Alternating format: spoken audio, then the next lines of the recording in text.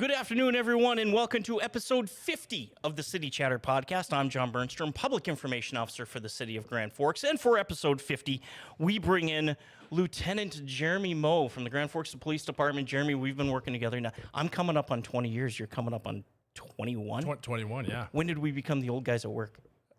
Yeah, just a couple years ago. I still feel young at heart, by the way. I just want you to know that. I don't consider myself the old guy. Oh, no. I'm the old guy. Yeah. I'm the old guy. When I have an employee who goes, you realize I'm closer in age to your daughter than I am to you. And I'm like, thanks. Yeah, but, I didn't say that the guys that I work with don't consider me the old guy. Oh, yeah. I consider myself young, but they do probably consider me the old guy. There we go. Jeremy, part of the reason having you on here is the city of Grand Forks is going through kind of an assessment. I'm probably getting all the words wrong here, but it's getting to summertime. Downtown gets really busy, both in a good way and in a bad way. So for the past couple of years, and this year included, there's been discussions with local businesses from police department, and you have a town hall coming up here tomorrow. Can you talk about it a little bit of what you're looking for at this town hall? Well, so we are having a town hall tomorrow. It's going to be at the Hive from 6 to 8 p.m. We're looking for input from our stakeholders, essentially. When we have initiatives like this, we do want to get feedback from everybody. And there's all kinds of people that can show up and voice. There's regular citizens. People live down there. Yeah, there's people live businesses, down there. Businesses. Right? We have our friends over at Social Services that provide services to people that are in and live in the downtown area. We have our Downtown Development Association. Right. I mean, there's all these entities down there that have a stake in our downtown, which I think is a pretty vibrant place. And we just want our partners down there to give us input when we have activities down there in the summertime, when we deal with issues down there. So it's really a chance to hear them and kind of figure out what they want from us as well as a police department. Is it very trying to set expectations if a business comes in and says, I want to cop outside my business, every day at 10 o'clock at night because then as people go home, they feel, it's not necessarily a tell us what you want, we'll do it type deal. It's more of what are some of the issues you're saying? Is that how it is? It's issues, but it's also, what are some of the expectations they have like when we're doing stuff? So everybody has a stake down there. And when we talk about what our enforcement plans are, our outreach plans, our education, we want to know what the input that they want as well. Quite simple, like, for example, with businesses, we could say, do you want us popping in just to check and see how you're doing if we're walking by? Some people might look and go, yeah, I would love the cops to stop in, but the others might say, we might be busy and we don't have an opportunity to sit and visit with you. Sure. So, it's really just to find out what they really want from us. And then, of course, to communicate what our plans are and intentions are down there this summer and to ensure that everyone's kind of on the same page everywhere, right? Yeah, everywhere. Them and us, right? Yep. And I think it's part of the reason, right? Downtown has gotten busy. That's good. Yeah. That's good. Business is good for business, good for I work downtown, you work downtown. Yeah. The number of people downtown has grown exponentially since we started working. Absolutely. But then that also brings some bad actors, right? That you guys then get involved with. So it's that balance of we want all this activity, but then it's, in the summertime, it's nicer out. Well, frankly, the transient population becomes more prominent or it's easier to see from a citizen standpoint. And from your standpoint, it's okay. You just can't arrest your way out of problems. Sometimes it's just having a presence, right? Sometimes it's just seeing a guy in a uniform on the street that goes a long way. Yeah, and I would or agree gal. Yeah, I would agree with you. We have an awesome downtown, and it's changed over the years. Like, it is a destination place for people to go to. You look at our town square, there's events down there. There's a bunch of restaurants. There's, a grocery store. There's outside seating areas. So it's a place where people want to go. It's a place where people collect, right? And you did mention like transient populations, but it's not just there. No. It's people that live down there that enjoy those spaces. And there are times where things can become rowdy. And frankly, bar close, Yeah, right? there's Bar bar close on close. a Saturday night. There's bars and restaurants. Bad decisions being made. And really, it's just to make sure that we get the word out of what the expectations are down there. And that's why I really say it's education too, right? Like, people should know that you can't walk on city streets and sidewalks with an open container. Right. It's stuff like that. Like, our pocket parks and our greenway, they close at 11 p.m. Right, So some of that stuff is education. Some of it's outreach to make sure that we're partnering well with others, like all those entities we talked about. So there's just a lot that we want to do down there. And it's a cool space, and we want it to be a cool space for everybody. Yeah. I let me be the first. I take my family downtown. My kids, we're down there all the time. I work downtown. I'm like, hey, meet me downtown. Yep. We'll go get something to eat. We'll go hang out. We do that all the time. So Right. I don't want to send out this message at, it's for adults only, and it's this drunk, crazy crowd. I know business owners down there, right? A lot of local businesses you want to, our family we want to support. So I don't want to get that message out that it's all this scary place, because it's not. No, it's not. And so like my wife and we have 3 kids, and we'll go down there to the farmers market. And, and the kids love it because there's baked goods, right? We buy all that stuff. My daughter sees the necklaces and earrings. The street fairs, usually there's a pop into Widman's, and I need a coffee at Sweetwater or at the Urban. There's all these things to do down there. So it is a cool place for people to go, and it's not just nighttime, it's daytime. The events that come down, the Holly Dazzle during the wintertime. I mean, it's a legit place to go hang out and have some fun. It is. We have a lot of fun with that. So from your standpoint, I know that Chief Friedman has mentioned that, hey, I'll use the term foot patrol, right? How did that go in the past, and is that something that's going to continue in the future, and maybe during events and stuff like that? Yeah. So it really depends on what we're talking about. Sometimes foot patrol isn't as common on day-to-day activities because, if there's not extra enforcement assigned to that downtown area, they're still in a car responding to calls. Right. You got to recall to everything else. Yeah. Special events, though, we are definitely having, a few more people there, visibility. It's good to be out there walking around with people as they're attending events. And so that is a goal of ours. In this initiative, the whole goal is, and I think Chief Friedman has spoke pretty bluntly about getting some downtown summer officers. That's why there was the passage of the grants through City Council. And we're just not there yet with some of them, but we're going to see if we can leverage some of our current staff and get them down there.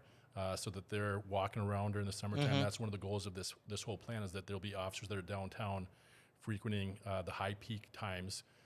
And I think some of the high peak times are going to be during the week, later on in the later morning, afternoon. Work gets out. No, I get it. Yeah. Yep. And so we're hoping that we can use some of the SROs to do that because they have some availability. But we also have our patrol staffing needs. So we're going to try and find that balance of what works best. But that is the goal, is have people down there walking around. I'll be the first to admit I've been to a safety meeting at maybe an establishment at 4:45, right? I mean, that's where you got to meet sometimes, right? That's what's available. Yep, absolutely. And it's, you go in there and it's other businesses downtown, and how's it going? It's small talk, right? Yeah. Yep.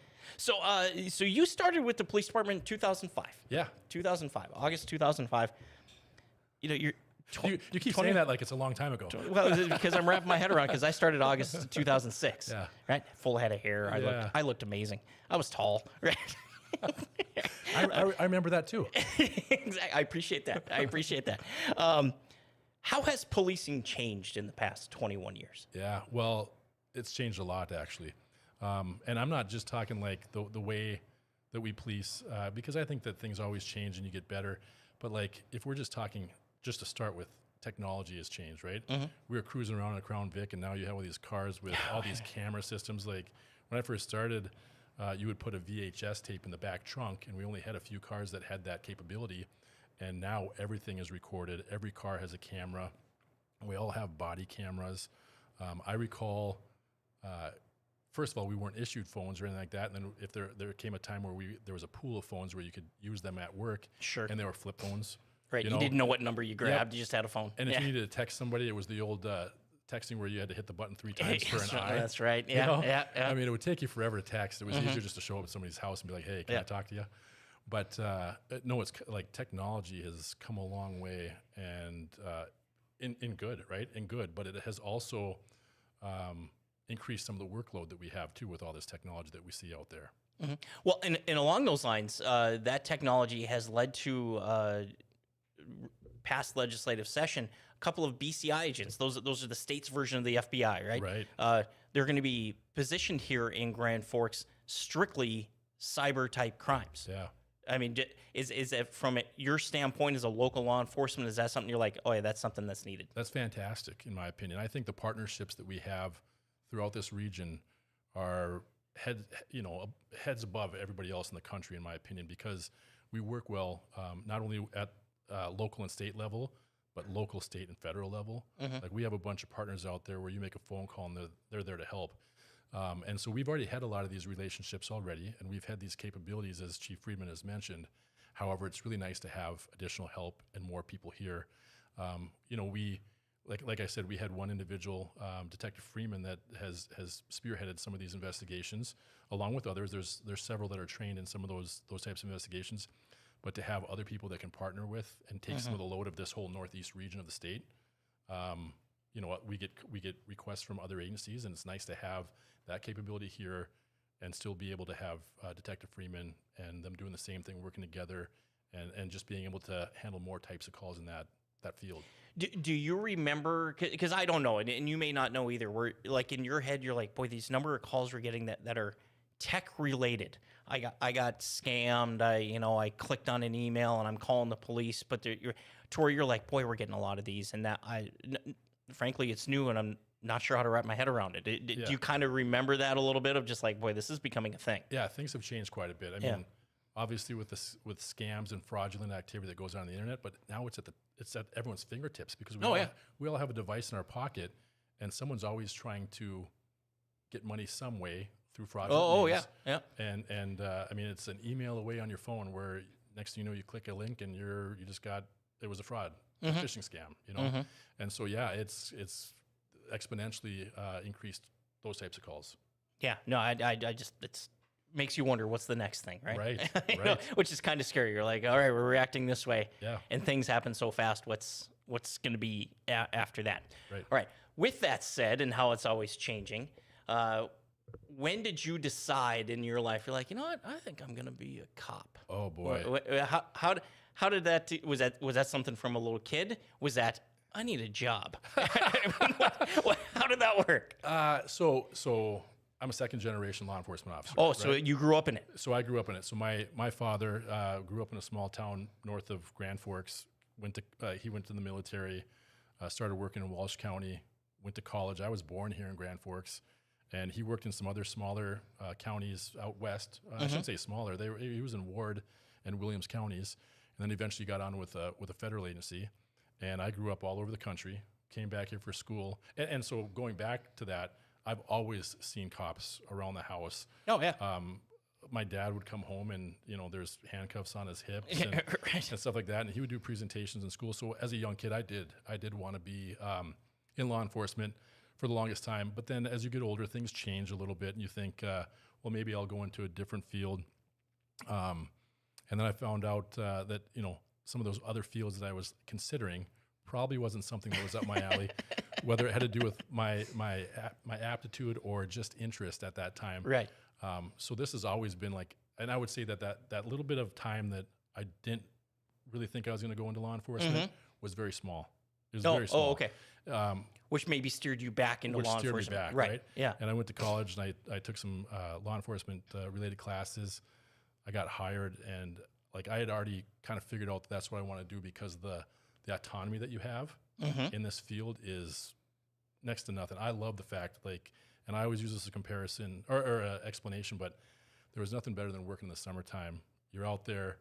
I roll down the window and I have a one-arm tan going on. Oh, yeah. The breeze, the hot summer, you're having a great time. You have great interactions. Now, there's times where you're dealing with bad incidents, but the ability to interact with people on a day-to-day basis, people around here in Grand Forks, they wave at you. Yeah. And that helps. We have great support where we're at. And so, I've never considered doing anything else since being hired here, and even a little bit before that. Law enforcement is what I wanted to do. And once I started here, I've never looked or applied at another job. This is where I wanted to be. I'm glad that I didn't deviate from my plan as a child too far, to be quite frank with you. Yeah. And it's interesting how you talk about that. You were just kind of always around law enforcement. Yeah. You hear that with military the same way, right? Yeah. Very much the same way you just said. You're just like, oh, I'm used to moving every 2 years. That's just how I grew up. Yeah. Communication was always my path. There's many angles in there. Yeah. Like we talked, I worked in TV for a little bit, and what I didn't like towards the end of my TV is I'm starting not to like this, and I know I like this. Right. Right. So I need to change.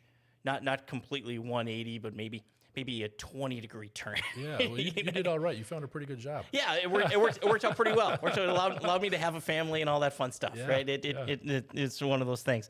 And also at the police department, we mentioned those BCI agents. Part of that is you guys are going through a reno for the first time in ever? Yeah. Maybe since that building was built. So is your desk in the hallway now?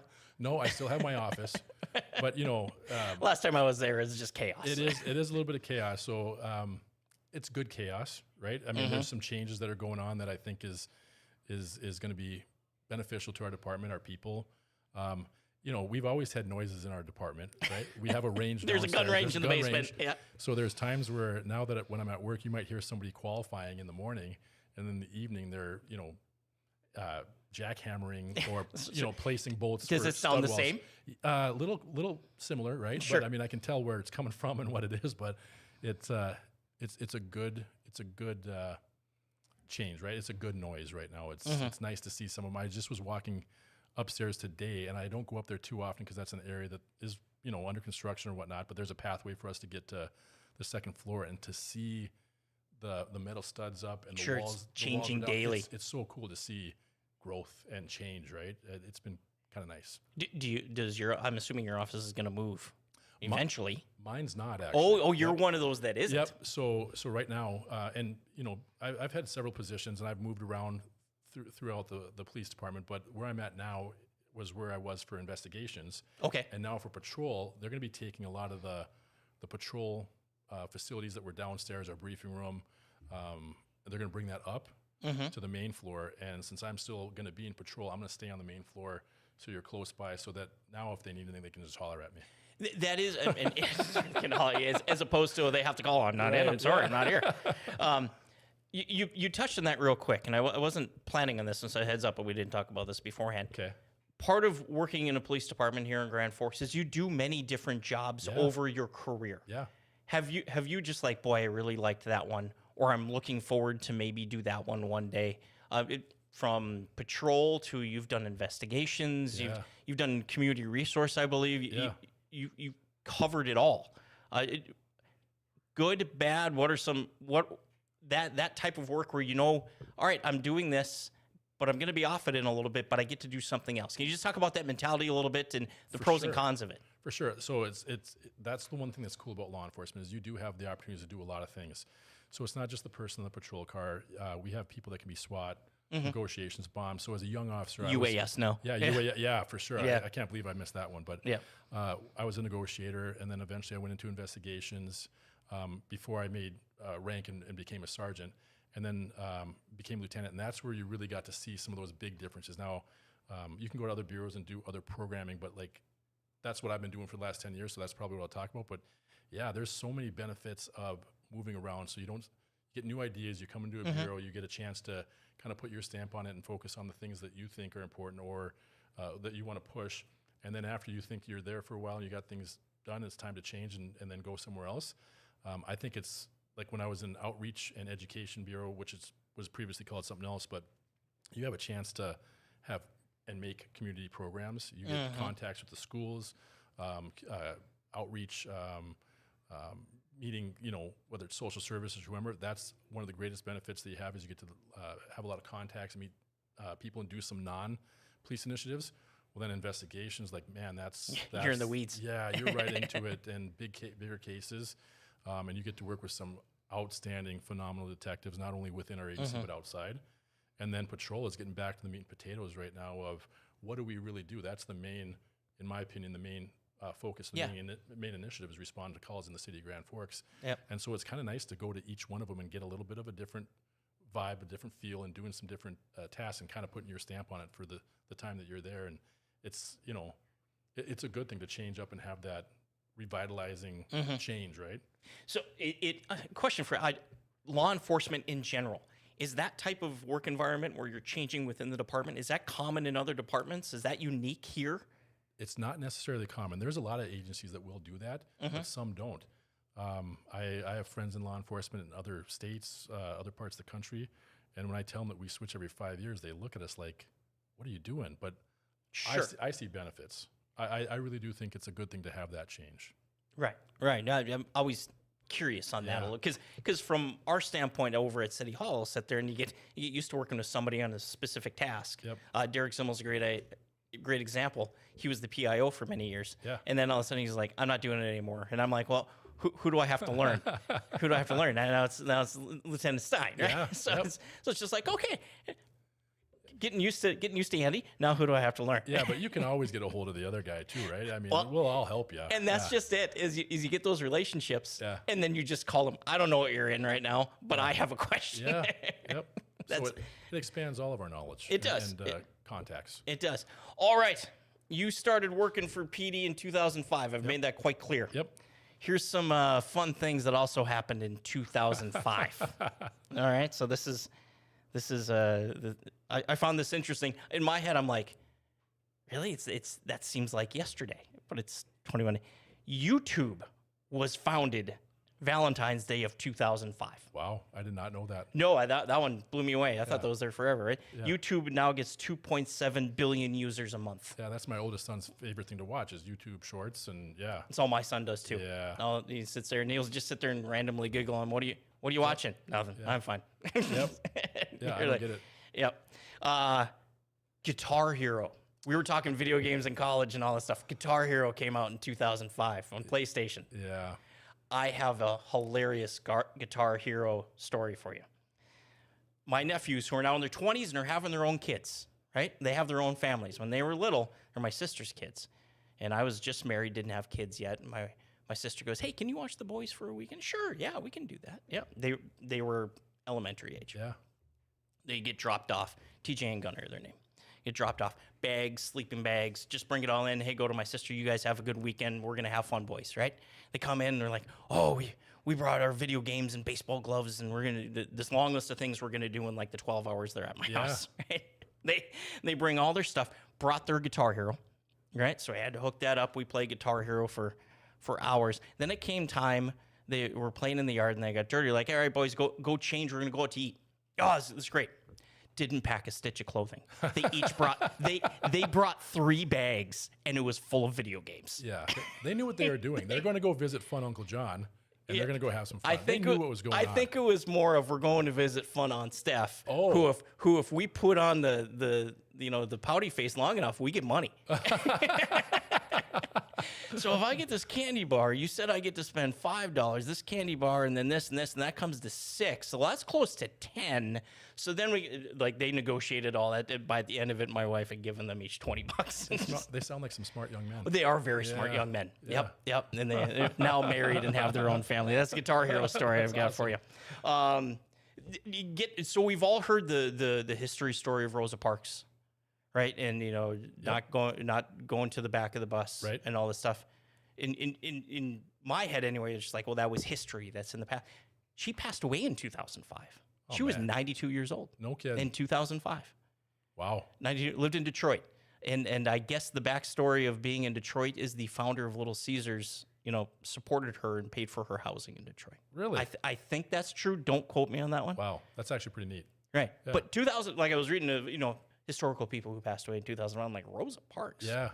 Right? She was 110? Yeah. No, she's 92. I wasn't tracking any of these things that you're bringing up. No. And then, of course, 2005, I remember this as well, Hurricane Katrina. Yeah. Right after. Yeah, okay, yep. Which has changed now in my work anyway, and I'm assuming in yours a little bit, how FEMA works. Yeah, for sure. How FEMA worked here in the flood of 97 is not how they work now because of Hurricane Katrina. Right, yep. Yeah, there's a lot of deficiencies identified after that, right? Well, and there was a meeting that we had the city had last week, because we have to have a multi-hazard mitigation plan in place or else FEMA won't help. Sure. That's a result from Katrina. Gotcha. Because they went to Katrina, where's your, operation plans? And they're like, pardon? And yes, yeah. And it was tough. So all things that happened in 2005. Man, all those things are making me feel a little bit older than I felt before I came in here. Well, that was my goal. That was my goal. Yeah. No problem. Well, once I found out you've worked a year long, I'm older than you. Yeah. But you've worked here 1 year longer than me. Yeah. So in my head, that makes you older than me. Yeah. So I got to tell you one more quick story when you talk about these things that ground us and how right. Yeah. what our age is, right? The other day I was listening to a radio station and my kids were in the vehicle with me and they said, this is the song that's going to be playing And I'm like, oh, this is such an awesome song. You're And it was right. and then they said, on the oldie station. My Yeah. kids started laughing. And I'm like, wait a minute. Yep. I'm not that old, right? This is from high school and college and stuff. I listen to music and it's not even the genre or who it is. It's just dad's music. Yeah. Yeah. Dad's music. for And sure. I'm like, it's not old. Yes, it is, Dad. Yep. Yeah. Yes, it is. They now tour casinos. Dad. That's where we are. That's where we are. Yep. Yeah, that's where we're at. Jeremy, thanks for coming here. Just real quick, let's touch on it one more time. Town hall tomorrow, 6 o'clock Yep. at the Hive downtown. Correct. Discussion of just downtown policing, getting to busy summer months. Yep. Expectations, business, all that Yep. stuff. Tomorrow at 6. Tomorrow at 6 o'clock, we're going to have Chief Friedman there. He'll be there as well. Mm-hmm. It's open to all community members, citizens, businesses, Yep. stakeholders, friends, all that kind of stuff. Come on down. We'll be down there discussing. It's scheduled till 8, but if we're done earlier, it'll be done earlier. In the town hall format, it's meant to be discussion. Yeah. You're not presenting to them. And it's also not a come here and tell me about your neighbor and how you hate them. This is a hey, let's all work together on this one, right? Yep, exactly. All right, tomorrow at 6. Jeremy, thank you very much. Absolutely. Thanks for having me. Jeremy Moe, Lieutenant from the Grand Forks Police Department, joining us here, episode 50 of the City Chatter podcast. You want to catch this episode or any previous episode, go to grandforksgov.com/podcast. We'll catch you next time.